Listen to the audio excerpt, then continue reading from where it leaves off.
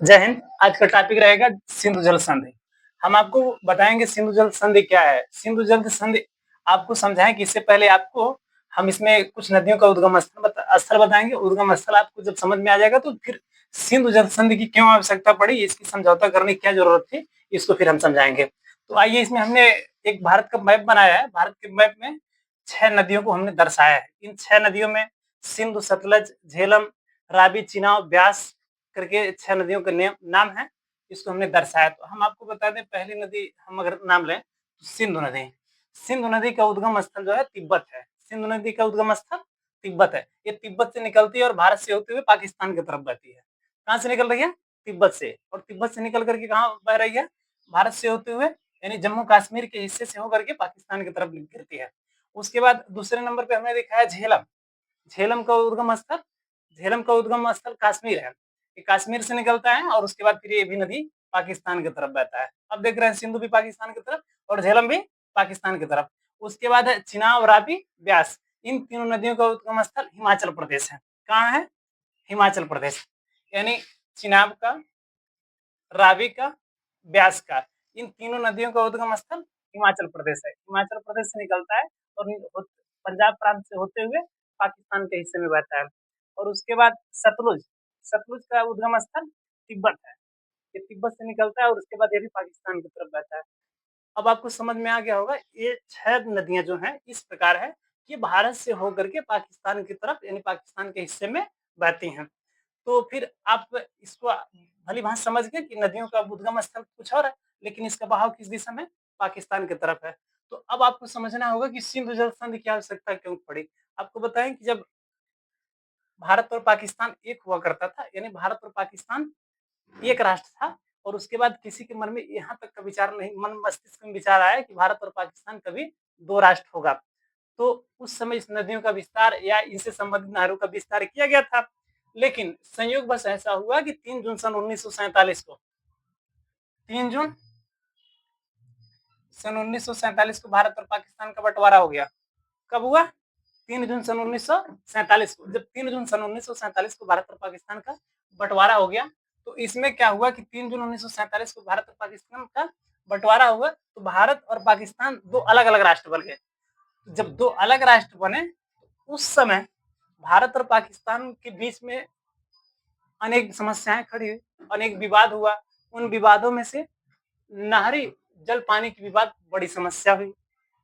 ये बड़ी समस्या खड़ी हुई। ये बड़ी समस्या खड़ी होने से तात्पर्य हुआ कि समस्या होने की संभावना क्यों बनी? क्योंकि ये सारी नदियां भारत से होकर के पाकिस्तान के हिस्से में बहती थी। तो जब बंटवारा हो गया, बंटवारे में हिस्सेदारी जब मिल गई, पाकिस्तान अलग राष्ट्र बना, भारत एक अलग राष्ट्र बना, तो उस टाइम पाकिस्तान की जनता या पाकिस्तान की सरकार में एक भय बन गया। भय इस प्रकार हो गया कि यदि भारत चाहेगा तो पाकिस्तान में आने वाली नदियों को प्रतिबंध लगा देगा, और जब प्रतिबंध लगा देगा तो भारत प्रतिबंध लगा देगा तो पाकिस्तान की जनता भूखों मर जाएगी, क्योंकि कृषि में सूखा पड़ जाएगा। और जब कृषि में सूखा पड़ेगी, अर्थव्यवस्था टूट जाएगी, पाकिस्तान की जनता को भूखों मरना पड़ जाएगा, प्यास से तड़प जाएगी पाकिस्तान की जनता। इसलिए पाकिस्तान सरकार ने इस पे बड़े जोर से, बड़े संघर्ष से इसको समझौता में लाने का प्रयास किया। और समझौता किस प्रकार लाया, इसकी जरूरत इसलिए थी क्योंकि सिंधु और झेलम, चिनाब का 80% पानी का उपयोग पाकिस्तान करता था। 80% पानी का उपयोग पाकिस्तान करता था और केवल 20% पानी का उपयोग क्या करता था? भारत करता था। इसलिए पाकिस्तान को इसकी सख्त जरूरत थी कि इसको किसी भी तरह राजनीतिक स्तर पे या व्यापारिक स्तर पे इसको सुलझा लिया जाए। तो राजनीतिक स्तर पे इसकी समस्या और फंसती जा रही थी। इसलिए इसमें एक अमेरिका के विशेषज्ञ थे, सन 1949 में डेविड लिलियंथर, इन्होंने सुझाव दिया कि इसे राजनीतिक स्तर पर न करके इसे व्यापारिक स्तर पर सुलझाया जाए। और यही व्यक्ति, ये विशेषज्ञ जो थे, इन्होंने सलाह दिया कि विश्व बैंक से मदद ली जाए। किससे मदद ली जाए? विश्व बैंक से। तो फिर क्या हुआ कि पाकिस्तान ने विश्व बैंक की मदद ली और कई वर्षों के संघर्ष के बाद भारत और पाकिस्तान के बीच 19 सितंबर सन 1960 को समझौता हुआ। किसके किसके बीच? भारत और पाकिस्तान के बीच 19 सितंबर सन 1960 को समझौता हुआ, जिसे सिंधु जल संधि के नाम से जाना गया। जिसे सिंधु जल संधि के नाम से जाना गया। और उसके बाद उस समय के प्रधानमंत्री, भारत के प्रधानमंत्री थे पंडित जवाहरलाल नेहरू, और पाकिस्तान के राष्ट्रपति आयुब खान, दोनों ने रावलपिंडी में हस्ताक्षर किए। रावलपिंडी में हस्ताक्षर किए और 12 जनवरी सन 1961 को यह शर्तें पूरी तरह लागू हो गई। अब शर्त लागू होने में यह हुआ कि भारत से होकर के पाकिस्तान की तरफ बहने वाली जो नदियां थी उसमें इस तरह बटा हुआ था पश्चिमी नदियां और पूर्वी नदियां। तो जो पश्चिमी नदियां थी, 3 नदियां, सिंधु की सहायक नदी यानी सिंधु और झेलम चिनाब पे पानी के अधिकार जो था, यानी सिंधु और झेलम चिनाब पे जितना भी पानी बह रहा था इस पे पाकिस्तान का अधिकार हो गया। और शेष 3 नदियां जो पूर्वी तरफ बहती थे, पूर्वी नदियों के नाम से जाना गया, ब्यास, रावी, सतलुज पे पानी का अधिकार भारत का हो गया। तो इस तरह इस समझौता को कर लिया गया। इसके बाद भी पाकिस्तान को एक भय बना रहता था, संयोगवश अगर कहीं भारत इस संधि को तोड़ता है तो पाकिस्तान को भारी भरकम नुकसान चुकाना पड़ेगा, यानी यहाँ की जनता भूखों तड़प जाएगी, प्यास से तड़प जाएगी। इसलिए पाकिस्तान के अंदर हमेशा भय तब भी था और आज भी है और भविष्य में रहेगा।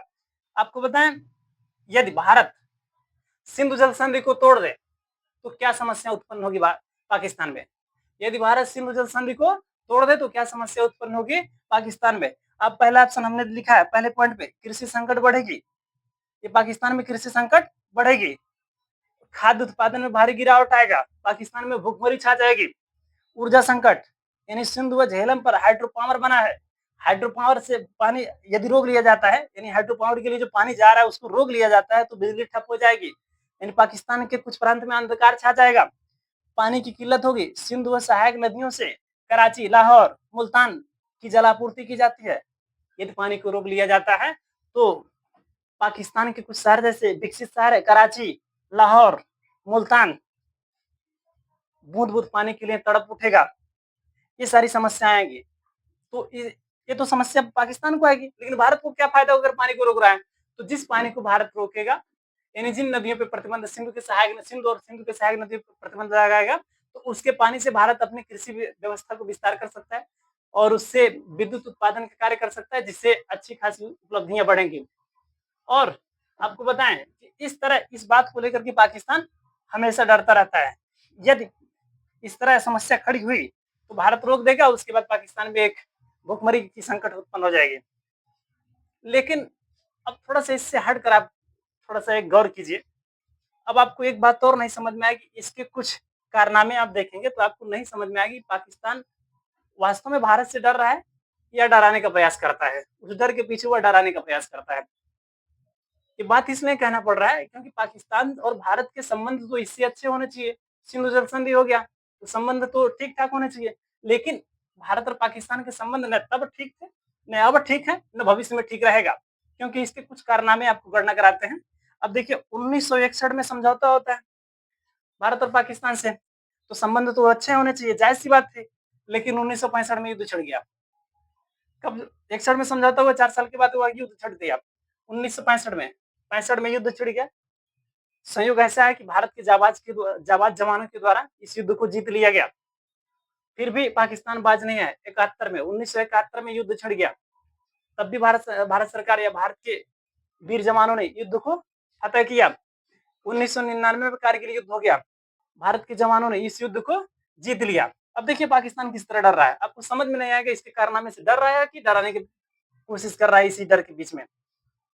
अब देखिए आतंकवादी हमले किस तरह हुए, संसद भवन पर हमला 2001 में, संसद भवन पे हमला कब हुआ? 2001 में। जैसे मोहम्मद, लश्कर ए तैयबा, ये 2 आतंकी संगठनों ने इस अंजाम को दिया। ये 2 आतंकी संगठन, इनका संबंध भी पाकिस्तान से। मुंबई हमला 26/11/2008, यानी 26/11 हमला जो हुआ था 2008 में, मुंबई हमला किया गया। उसमें भी आए हुए आतंकवादियों में 10 आतंकी थे, जिसमें 9 आतंकियों को मुठभेड़ में मार दिया गया था, 1 आतंकी को पकड़ा गया, अजमल कसाब को 2008 में पकड़ा जाता है, उसको 2012 में फांसी दी जाती है।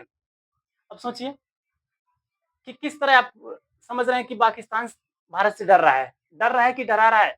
इस हमला को देखिए, जघन्य अपराध हुआ, उड़ी हमला 18 सितंबर 2016 को, जिम्मेदार कौन? पाकिस्तान। पुलवामा हमला 14 फरवरी 2019 को, इसके कारनामे इसके लिए कौन जिम्मेदार? पाकिस्तान। और अब भी हम ये सोच रहे हैं इस तरह हमलों को देख करके कि पाकिस्तान डर रहा है। अब असमंजस में पड़ जाएंगे, आप कंफ्यूज हो जाएंगे कि डर रहा है कि इस डर में छिप करके वो आपको डराने की कोशिश कर रहा है। अब हाल ही में एक हमला हुआ 22 अप्रैल 2025 पहलगाँव में। हाल ही में एक हमला हुआ कहाँ?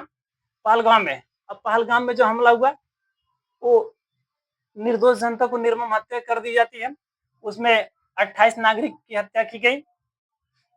इन सारी समस्याओं को, इन सारी घटनाओं को देख करके कभी-कभी असमंजस में पड़ जाएंगे आप कि पाकिस्तान भारत से डर रहा है कि पाकिस्तान इस डर के पीछे छिप करके भारत को डराने की कोशिश कर रहा है। तो इस तरह घटना होती रही हैं और अभी भी समय है, यदि ठोस कार्रवाई नहीं की जाती है, कठोर कार्रवाई नहीं की जाती है पाकिस्तान पे, तो समझिए कि भविष्य में इस तरह के हमला होते रहेंगे